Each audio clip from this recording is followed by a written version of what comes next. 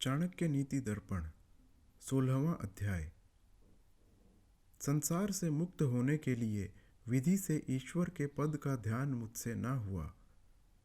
स्वर्ग द्वार के कपाट को तोड़ने में समर्थ धर्म का भी अर्जन ना किया, और स्त्री के दोनों पीन स्तन और जंघाओं को आलिंगन स्वप्न में भी ना किया। मैं माता के युवापन रूप वृक्ष को केवल काटने में कुल्हाड़ी उत्पन्न हुआ।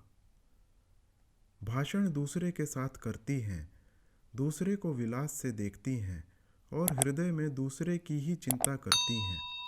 स्त्रियों की प्रीति एक में नहीं रहती। जो मूर्ख अविवेक से समझता है कि यह कामिनी मेरे ऊपर प्रेम करती है, वह उसके वश होकर खेल के पक्षी के समान नाचा करता है। धन पाकर गर्वी कौन न हुआ, किसी विषयी की विपत्ति नष्ट हुई। पृथ्वी में किसके मन को स्त्रियों ने खंडित न किया। राजा का प्रिय कौन हुआ, काल के वश कौन नहीं हुआ। किस याचक ने गुरुता पाई, दुष्ट की दुष्टता में पड़कर संसार के पंथ में कुशलता से कौन गया।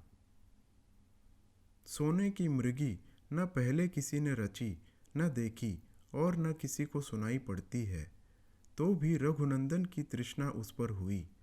विनाश के समय बुद्धि विपरीत हो जाती है। प्राणी गुणों से उत्तमता पाता है, ऊंचे आसन पर बैठकर नहीं। कोठों के ऊपर के भाग में बैठा कौवा क्या गरुड़ हो जाता है। सब स्थानों में गुण पूजे जाते हैं, बड़ी संपत्ति नहीं। पूर्णिमा का पूर्ण भी चंद्रमा क्या वैसा वंदित होता है जैसा बिना कलंक के द्वितीया का दुर्बल भी। जिसके गुण को दूसरे लोग वर्णन करते हैं, वह निर्गुण भी हो तो गुणवान कहा जाता है।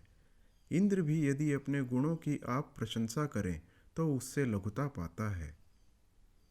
विवेकी को पाकर गुण सुंदरता पाते हैं।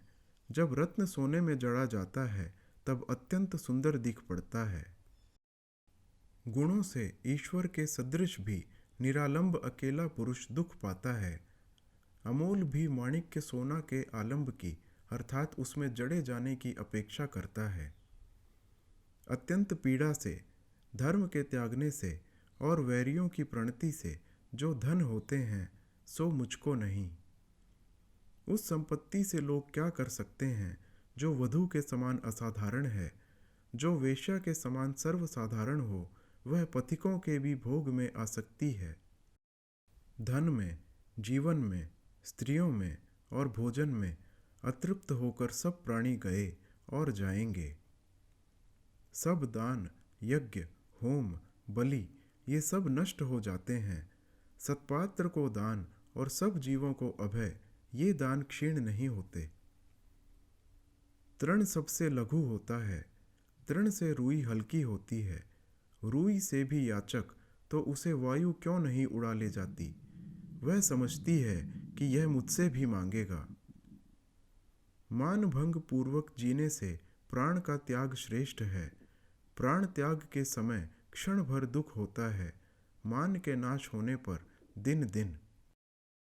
मधुर वचन बोलने से सब जीव संतुष्ट होते हैं, इस कारण उसी का बोलना योग्य है।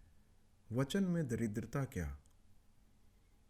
संसार रूप कूट वृक्ष के दो ही फल हैं, रसीला प्रिय वचन और सज्जन के साथ संगति। जो जन्म जन्म दान, पढ़ना, तप इनका अभ्यास किया जाता है, उस अभ्यास के योग से देह का अभ्यास फिर करता है। जो विद्या पुस्तकों में ही रहती है और दूसरों के हाथों में जो धन रहता है, काम पड़ने पर न विद्या है न वह धन है।